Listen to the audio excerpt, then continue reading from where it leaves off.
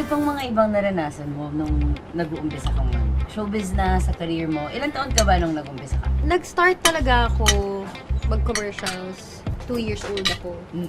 Siguro mga until 7 commercials. Hanggang sa 7 onwards, nag-start na ako mag-audition. And then, I really started with GMA. I was 9. Officially with GMA. 9 years old ako sa Tropang Pochi. Pero agree ka, di ba Kuya Dudut, ang mga nachichismis natin sa mga child star minsan, dahil lumaki sa industriya, pag medyo nagka-age na or nagka-isip na, medyo Nawawala.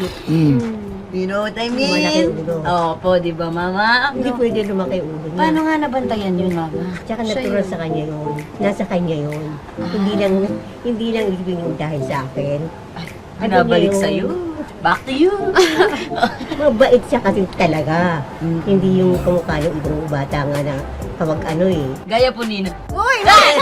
Magsasabi na wag.